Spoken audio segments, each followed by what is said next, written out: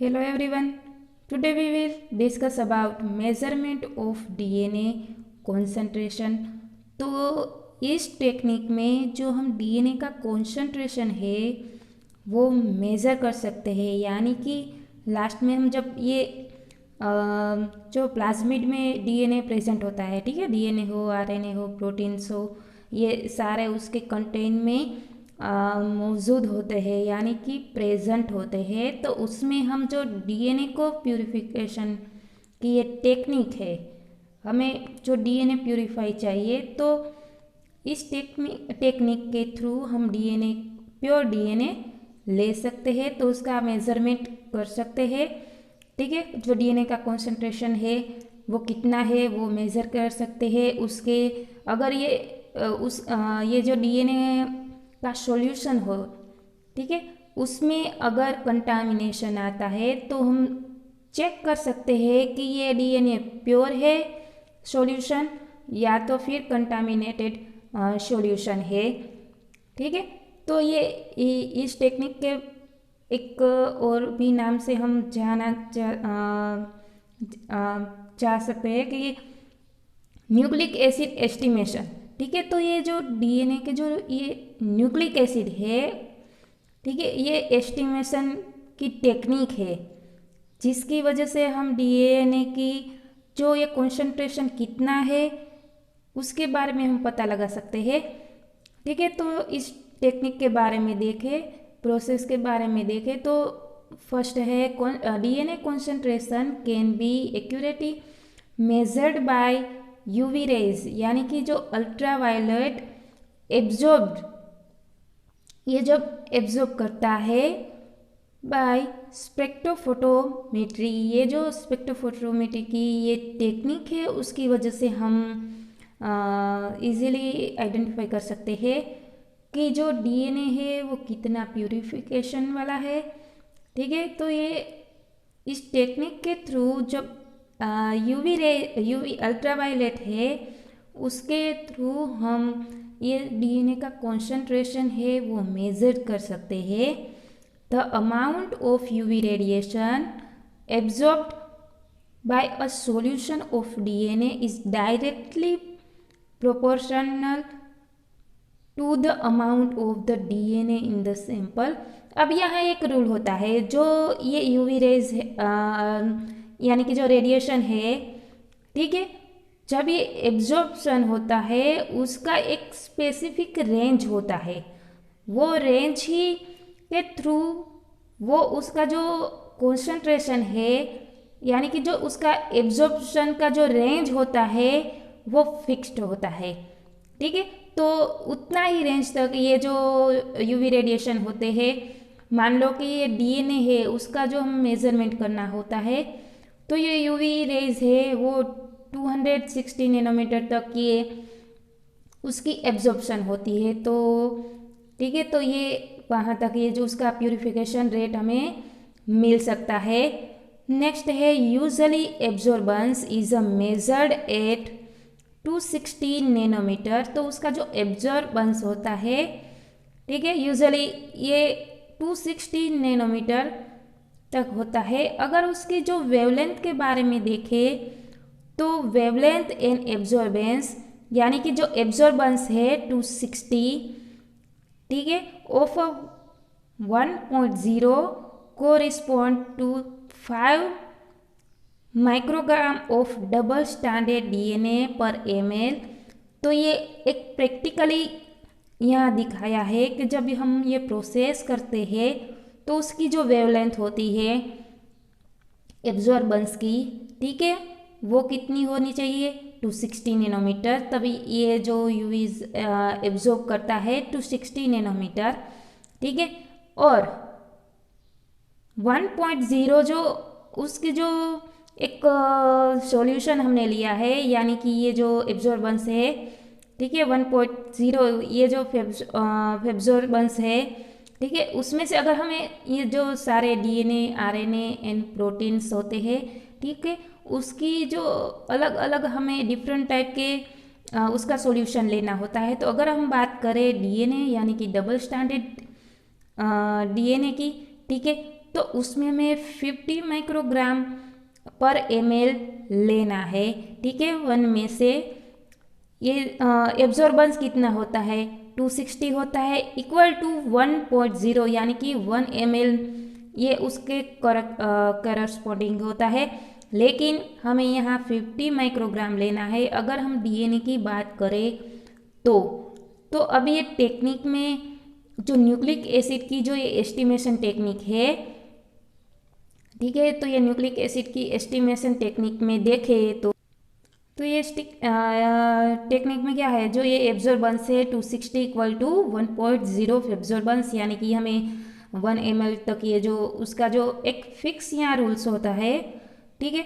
तो ये उसका एक फिक्स जो ml दिखाया है, और यहाँ एक रूल्स के टाइप ही यहाँ इतना ही एब्जॉर्बेंस के टाइप, ये जो सारे DNA RNA single stranded DNA है, ओलिगोज होते हैं, वो उतना ही जो एब्जॉर्बेंस उसका होता है। तो फॉर एग्जांपल हम बात करें तो डबल स्ट्रैंडेड डीएनए की, तो हम उसे 50 माइक्रोग्राम पर ml ले सकते हैं जब ये 250 एब्जॉर्बेंस हो और 1 ml लेना हो। तो हम अगर डीएनए की बात करें तो 50 माइक्रोग्राम पर ml, अगर सिंगल स्ट्रैंडेड आरएनए की बात करें तो हमें 40 माइक्रोग्राम पर ml लेना हो। अगर हम सिंगल स्ट्रैंडेड डीएनए की बात करें तो हमें 33 माइक्रोग्राम पर ml लेना हो। अगर हम ओलिगोस की बात करें तो 20 से 30 माइक्रोग्राम पर ml लेना हो। तो देखिए यहाँ जब डीए डबल स्टैंडर्ड से single standard RNA, single standard DNA, oligo, जब हम ये रो यानी कि जब हम कॉलम के थ्रू बढ़ते हैं तो देखिए यहाँ जो उसका जो ml है वो डिक्रीज हो रहा है। क्यों? क्योंकि हमें ये तुरंत पता चल जाएगा जब हम ओलिगो की बात करें तो इजीली हम डीनेचर कर सकते हैं, तो उसका जो एब्जॉर्बेंस होगा वो लो होगा, यानी कि फर्स्ट ऑफ ऑल हमें डायरेक्टली मिल सकता है ओलिगोज, फिर हमें मिल सकता है सिंगल स्ट्रैंडेड डीएनए, फिर हमें मिल सकता है सिंगल स्ट्रैंडेड आरएनए, और लास्ट में हमें जो 50 माइक्रोग्राम, क्योंकि ज़्यादा लेना पड़ता है, ठीक है, ज़्यादा लेना होता है, तो ये 50 माइक्रोग्राम पर ml डबल स्ट्रैंडेड डीएनए, क्योंकि डबल स्ट्रैंडेड डीएनए एक हेलिकल स्ट्रैंड होती है, उसे डबल स्ट्रैंडेड डीएनए से ब्रेक करके सिंगल स्ट्रैंडेड में ये जो कन्वर्ट करती है तो उसके छोटे छोटे फ्रेगमेंट्स बनते हैं।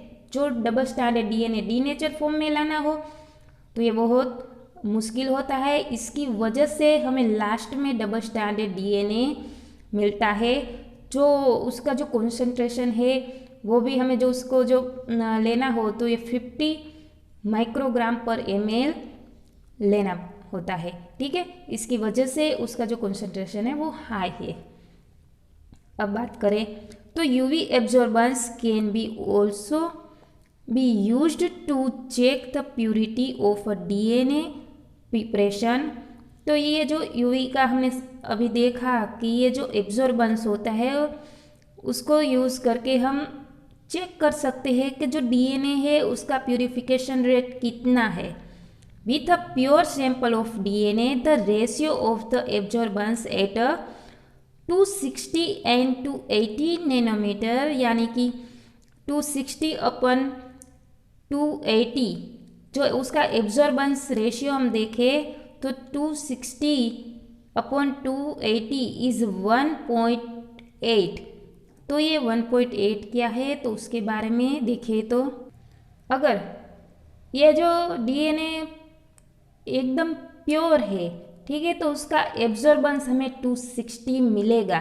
लेकिन अगर उसके सॉल्यूशन में कंटामिनेटेड है, यानी कि कोई प्रोटीन का जो उसके कंटेंट में ज़्यादा लेवल होता है या तो फिनॉल का, ठीक है, तो उसके कंटेंट में कोई अदर पार्टिकल्स ज़्यादा हो, प्रोटीन हो यानी कि फिनॉल हो, तो उसका एब्जॉर्बेंस कितना हाई मिलेगा, ठीक है। यानी कि उसका जो एब्जॉर्बेंस अगर 260 मिलेगा, ठीक है, या तो ये उससे 260 या तो 280 से भी ज़्यादा मिलेगा, ठीक है, तो उस हम इजीली चेक कर सकते हैं कि ये डीएनए का जो सॉल्यूशन है उसमें कंटामिनेशन है।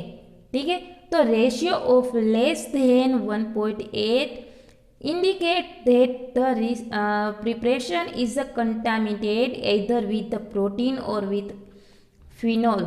अब ये जो प्योरिटी ऑफ डीएनए है यानी कि उसका जो एक फिक्स रेशियो होता है, जैसे कि जो उसका एब्जॉर्बेंस की बात करें तो 260 से 1/280 इक्वल टू 1.8 रेशियो हमें मिलता है। वो एक फिक्स होता है, यानी कि 1.8 अगर हमें मिले तो जो हमारा सॉल्यूशन है वो डीएनए का जो हमें डीएनए मिला वो प्योर है। लेकिन अगर उसका जो रेशियो 1.8 है, उसके जो रेशियो में अगर ज़्यादा हो या तो थोड़ा हो, ठीक है, लेस मिले या तो ज़्यादा मिले, तो हम इजीली आइडेंटिफाई कर सकते हैं कि उसके कंटामिनेशन होता है उस कॉन्सेंट्रेशन में, या तो उसमें प्रोटीन और फिनोल ऐड होते हैं। क्योंकि प्रोटीन और फिनोल उसके कंटेंट में प्रेजेंट हो तो क्या करता है, उसके जो प्रोटीन और फिनोल अगर कंटेंट में प्रेजेंट हो तो उसका जो एब्जॉर्बेंस है 280, ठीक है, तो उसमें से ये डिक्रीज कर देता है, उससे भी कम कर देता है। तो जो डीएनए का जो कम कर देगा तो ये जो 280 एब्जॉर्बेंस है उससे भी ज़्यादा एब्जॉर्बेंस आ जाएगा। तो ये जो 1.88 का रेशियो है वो हमें नहीं मिलेगा, यानी कि 1.9 हो, 1.6 मिले, अगर 1.5 मिले, ठीक है। तो अगर इतना रेशियो मिले तो हम तुरंत ही समझ जाएंगे कि ये जो डीएनए है वो प्योर नहीं है। ठीक है, तो अगर हम 1.8 से थोड़ा कम भी मिले या तो ज़्यादा भी मिले तो उसकी वजह से हम ये जो स्पेक्ट्रोफोटोमीटर के जो टेक्निक है, ठीक है, जो न्यूक्लिक एसिड जो ये जो यूवी रेडिएशन है जो सारे न्यूक्लियोटाइड को एब्जॉर्ब करता है, ठीक है, तो ये एब्जॉर्बेंस का जो ये रेशियो है उसकी वजह से हम ये जो डीएनए सैंपल है, ठीक है, वो कितना प्योर है या नहीं है उसके बारे में हम पता लगा सकते हैं इजीली। ठीक है, तो ये बात थी मेजरमेंट ऑफ डीएनए कॉन्सेंट्रेशन की। अब देखें सेकंड प्रोसेस है vector of recombinant DNA technology. यहाँ प्लाज्मिड को यहाँ उसने वेक्टर का नाम दिया है, ठीक है, जो जेनेटिक्स इंजीनियरिंग में जब ये प्रोसेस होती है तो प्लाज्मिड को यूज़ करके उसे हम वेक्टर कह सकते हैं। ठीक है, तो ये वेक्टर की रिकॉम्बिनेंट डीएनए टेक्नोलॉजी, यानी कि डीएनए की रिकॉम्बिनेंट यानी कि कई कॉपी बनानी हो, एक डीएनए को लेकर कई सारी कॉपीज बनानी हो प्लाज्मिड के थ्रू, ठीक है, तो यहाँ ये टेक्निक काम आती है। तो इन microbiology and genetics plasmid is a DNA molecule that is separate from and can replace independently of the chromosomal DNA। ठीक है, तो अब हमें जो ये प्लाज्मिड के थ्रू ये जो रिकॉम्बिनेंट की प्रोसेस करनी है तो हम पहले उसे सेपरेट करेंगे। ठीक है, फिर they are double standard DNA, ठीक है, तो ये डबल स्टैंडर्ड की बात कर रहे हैं, तो ये double standard in is many case circular. Plasmid usually occur naturally in bacteria but are sometimes found in eukaryote organism। तो ये जो प्लाज्मिड को हम ले रहे हैं तो ठीक है बैक्टीरिया की बात करें, और कई बार या तो कुछ टाइम ऐसा भी होता है ये जो यूकैरियोटिक ऑर्गेनिज्म की बात करें तो फॉर एग्जांपल 2 माइक्रोमीटर रिंग्स, यानी कि ऐसे बैक्टीरिया, ठीक है, उसका जो एक रिंग टाइप स्ट्रक्चर बना है जैसे कि 2 माइक्रोमीटर्स इन सेकेरोमाइसिस सेरेविसिया। ठीक है, तो plasmid size very from is 1 to over 1000 kilo base pair. जो ये प्लाज्मिड की साइज की बात कर रहे हैं, ठीक है, तो 1 किलो बेस पेयर कितना 1000 उसकी जो साइज होती है। The number of identical plasmid in a single cell can range anywhere from 1 2000 under some circumstance. ठीक है, तो ये plasmid can be considered part of the mobilome because they are often associate with conjugation a mechanism of horizontal gene transfer. अब आगे आपको पता हो तो हमने जब हॉरिजॉन्टल या वर्टिकल जीन ट्रांसफर की बात की थी, तो जो दो ऐसे डबल स्ट्रैंडेड डीएनए हो जो मिक्स होते हैं और 4 टाइप की कॉपी बनाते थे। आपको याद हो जो हॉरिजॉन्टल एंड वर्टिकल होते थे। ठीक है, तो हॉरिजॉन्टल टाइप के जो जीन प्रोडक्ट हमें मिलते हैं तो उसको कॉपी बनती थी। ठीक है, वैसे ही जब ये हॉरिजॉन्टल जीन मिलते हैं तो उसको हम ट्रांसफ़र करते हैं कहाँ पर, प्लाज्मिड में। The term plasmid was the first introduced by the American molecular biologist थे जोशुआ लीडरबर्ग इन 1952। तो एक साइंटिस्ट थे जो मोलिकुलर बायोलॉजिस्ट थे, ठीक है, लीडरबर्ग। तो लीडरबर्ग के बारे में आपको पता ही होगा, जो हमने जो स्टार्ट में भी आया था, जो हम यूनिट आगे के देखे उसमें भी ये लीडरबर्ग का बहुत बड़ा रोल है। तो ये उसने 1952 में उसने इंट्रोड्यूस करवाया कि जो प्लाज्मिड के थ्रू हम कई सारी कॉपी बना सकते हैं।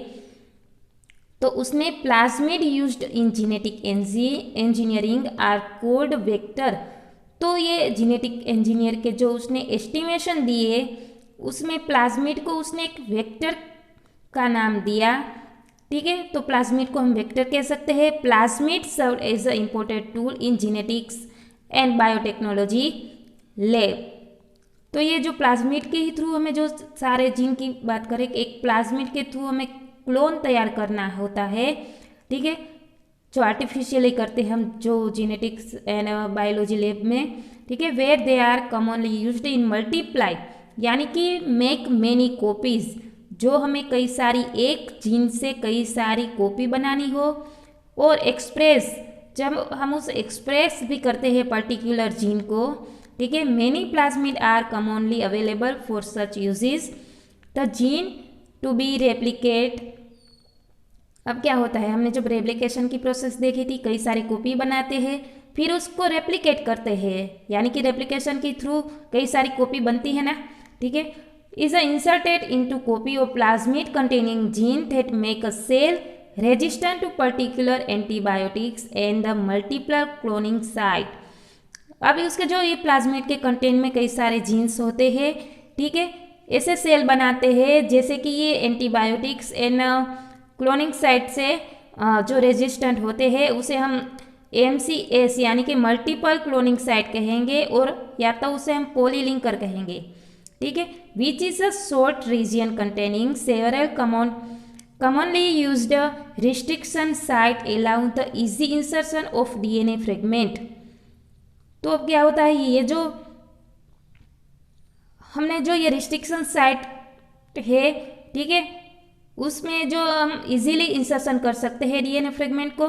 ठीक है, this location and next the plasmid are insert into the bacteria. फिर हमने ये जो रिस्ट्रिक्शन साइट से जो ये छोटे छोटे फ्रेगमेंट मिले थे, ठीक है, और उसके जो हम एक होस्ट यानी कि बैक्टीरिया को हम जब इंसर्ट करते हैं, ठीक है, इंसर्शन करते हैं, तो क्या होता है, by a process called transformation. अब हमने यहाँ ट्रांसफॉर्मेशन किया है क्योंकि एक ऑर्गेनिज्म है, उसको हमने जो जीन चाहिए उसकी कॉपी बनानी हो, तो उसके जो रिस्ट्रिक्शन साइट पर जब हमने ये DNA जो DNA के कटिंग की हमने आगे डिस्कस की थी। ठीक है, कई एंजाइम होते हैं जो इस कटिंग और जॉइनिंग में इम्पोर्टेंट रोल होता है। तो उस एंजाइम के थ्रू जो DNA छोटे छोटे फ्रेगमेंट्स मिलते हैं प्लाज्मिड के DNA। ठीक है, फिर हम उसको बैक्टीरिया में ट्रांसफ़र करते हैं, तो यहाँ ट्रांसफॉर्मेशन आता है, क्योंकि एक ऑर्गेनिज्म दूसरे ऑर्गेनिज्म में हम ट्रांसफ़र करते हैं, तो यहाँ ट्रांसफॉर्मेशन आता है। Then the bacteria are exposed the particular antibiotics। ठीक है, तो ये बैक्टीरिया होता है, एक्सपोज होता है जो पर्टिकुलर एंटीबायोटिक्स थे। ठीक है, only bacteria take up copies of the plasmid survive. अब ये जो हमने बैक्टीरिया में जो प्लाज्मिड इंसर्ट किया था उसको कॉपी बनाने के लिए सर्वाइव करता है। Since the plasmid make the resistant in the particular the protecting gene are express used to make a protein and the express protein break down the antibiotics. जब हमने ये प्लाज्मिड में जो ये डीएनए के जो जीन्स थे, ठीक है, जो हमें कॉपी बनाने थे उसको हम रेजिस्टेंट किए थे, ठीक है, तो उसके जो ये डीएनए है वो क्या है कि ये जो डीएनए है उसे प्रोटेक्टिंग करते हैं और एक्सप्रेस करते हैं, जैसे कि उसके कंटेन में जो प्रोटीन होता है, ठीक है, and the express protein break down the antibiotics in the way the antibiotics act a filter to select only the modify bacteria. अब ये जो एंटीबायोटिक्स है वो फिल्टर करते हैं किसको, जो मॉडिफाई बैक्टीरिया, यानी कि जब हमने एक जो प्लाज्मिड था, ठीक है, दूसरे बैक्टीरिया में जब होस्ट बैक्टीरिया में हमने इंसर्ट किया था तो वो क्या था, जो दूसरा होस्ट बैक्टीरिया था उसकी जो एक प्योर उसका जो डीएनए हो, लेकिन हमने जब इंसर्ट किया तो क्या हुआ, मॉडिफिकेशन हुआ उस बैक्टीरिया को, ठीक है, उसे वो फिल्टर करता है। नाउ दिस बैक्टीरिया, अब ये बैक्टीरिया है, can be grow in large amount harvested analysed, यानी कि often using the alkaline lysis method. जब हमने अल्कलीन लाइसिस जो मेथड देखी थी उसी तरह, यानी कि वो उसके कई सारे उसके अमाउंट में जब ये बैक्टीरिया कई सारे ग्रो होते हैं to isolate the plasmid of interest, ठीक है। तो another major use of plasmid का कोई दूसरा भी यूजेज देखे तो to make a large amount of protein, तो कई सारी प्रोटीन भी बनाते हैं। In this case researchers grow bacteria containing a plasmid harbouring the gene of interest. तो ये प्लाज्मिड हमने जो डाला था, ठीक है, तो क्या होता है उसकी वजह से हम कई सारे बैक्टीरिया, ठीक है, ग्रो कर सकते हैं, यानी कि कई सारी उसमें कॉपी भी बना सकते हैं। Just as a bacterium produced protein to confer its antibiotic resistant, ये जो सारे बैक्टीरिया मिला वो, ठीक है, एंटीबायोटिक रेजिस्टेंट के थ्रू काम करेंगे, ठीक है, ऐसा ही ये जो बैक्टीरिया हो गए वो ग्रो हो गए। तो it can also be induced to produce large amount of protein from the inserted gene. अब क्या होता है, जो ये हमने जो इंसर्टेड जीन था वो जो उसमें इंसर्ट किया था तो कई सारे अमाउंट में ये प्रोटीन बनाता है। This is a cheap and easy way of mass producing a gene और द प्रोटीन। तो ये ऐसी कई सारी ऐसे जो ये जीन है, कई सारे ऐसे जो एंटीबायोटिक्स के थ्रू ये जो कई सारे प्रोटीन्स बनाएंगे और ये जो एंजाइम बनाएंगे, ठीक है, प्रोटीन या तो एंजाइम बनाएंगे, जैसे कि ये जो प्रोटीन बनाते हैं the protein is then code for example insulin. आपको पता ही हो गया जो हमारे बॉडी में इंसुलिन बनता है किसके अगेंस्ट, ग्लूकोज के। जब हमारे ब्लड में ग्लूकोज का लेवल है वो अप हो जाता है तब ये जो इंसुलिन है उसका जो प्रोड्यूसिंग है वो बढ़ जाता है। उसकी वजह जब इंसुलिन बढ़ता है तो ग्लूकोज का लेवल डिक्रीज होता है, उसकी वजह से हमें शुगर है उस शुगर नहीं हो सकती, उसको कंट्रोल करता है, ठीक है। आपको पता है तो कोई डायबिटीज़ के पेशेंट हो, ठीक है, उसको इंसुलिन का इंजेक्शन दिया जाता है क्योंकि उसके ब्लड में शुगर का कंटेंट ज़्यादा होता है। तो अगर हमारे बॉडी में ये जो शुगर डिजीज़ ना हो, डायबिटीज़ ना हो, उसकी वजह से ये जो नेचुरल इंसुलिन का प्रोडक्शन होता है, ठीक है, तो ये इंसुलिन का प्रोडक्शन हम आर्टिफिशियल यानी कि लैब में भी कर सकते हैं, ठीक है। जो एंटीबायोटिक्स हमें देते हैं ना कि जो डायबिटीज़ के पेशेंट हो, ठीक है, उसको इंसुलिन, तो ये इंसुलिन बनाने की प्रोसीजर है, ठीक है। तो ये इंसुलिन है जब इसको इजीली बन सकता है, ठीक है, इस टेक्निक के थ्रू। फिर जो कोई ये जो डिजीज़ हो डिजीज़ है डायबिटीज़, ठीक है, तो ये ऐसे कई पेशेंट हो जो जिसको डायबिटीज़ हो, तो ये इंसुलिन का जो इंजेक्शन उसके बॉडी में जब ये एंटर करता है तो क्या होता है, ये जो ग्लूकोज है उसका लेवल कम कर देता है, ठीक है। तो इंसुलिन और even antibiotics, however a plasmid can contain insertion of only about 1 से 2 किलो बेस पेयर, ठीक है। तो ये बात थी ये जो प्लाज्मिड की जो ट्रांसफ़र की, ठीक है। सो गाइस इस लेक्चर में बस इतना ही। अब प्लाज्मिड की बात करें तो मैं आपको बता दूं कि जब हम जीन ट्रांसफ़र की बात करें, ठीक है, तो हमने जो एक प्लाज्मिड के मैंने आपको कई बार कहा था कि जब हम क्लोनिंग करते हैं, ठीक है, ये तो PBR322 का जो ये प्लाज्मिड है, ठीक है, लेकिन प्लाज्मिड का स्ट्रक्चर देखें तो कुछ इस तरह होता है, ठीक है, एक सर्कुलर टाइप का। तो हम जब ये आगे बात की थी कि जो कोई हमें मान लीजिए या 3 या 4 ऑर्गेनिज्म या कोई एक ऑर्गेनिज्म की हमें 3 या 4 जीन्स लेने हो, ठीक है, उसकी जो कॉपी बनानी हो, तो हम उसके जो फ्रेगमेंट बनाते थे, ये फ्रेगमेंट को ऐसे टुकड़ों में है, यहाँ जो छोटे छोटे आपको अलग अलग कलर से ये फ्रेगमेंट दिखाई देते होंगे, ठीक है। तो ये फ्रेगमेंट ऐसे एक प्लाज्मिड में एक टुकड़ों में होता है, एक टुकड़ों के ये जो थोड़े थोड़े टुकड़े हैं, एक टुकड़े जोड़कर एक सर्कुलर प्लाज्मिड में बन जाता है। तो ये टुकड़े को जोड़ता कौन है, लैगेज एंजाइम, ठीक है। तो ये सारे आगे एंजाइम के बारे में हमने डिस्कस किया था।